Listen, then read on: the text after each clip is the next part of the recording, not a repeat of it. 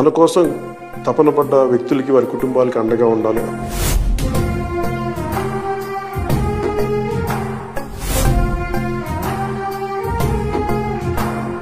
క్షేత్రస్థాయిలో ముఖ్యంగా పోరాట యాత్ర చేస్తున్నప్పుడు చాలామంది ప్రమాదాలకు గురవడం, తర్వాత వ్యక్తిగతంగా మనకున్న నాయకులు ఆ రోజు నా పక్కన ఉన్న వాళ్ళు సహాయాలు అందించడం, ఇవన్నీ చూసి క్రియాశీలక సభ్యత్వం తీసుకునే సమయంలో వారికి ఏదైనా బీమా పథకం అమలు చేయొచ్చు, దాని మీద ఆ సాధ్యాసాధ్యాలు చూడండి అంటే దాదాపు 1,00,000 మంది పైచిలకు అందరికీ కూడా బీమా పథకాన్ని వర్తింపజేశారు.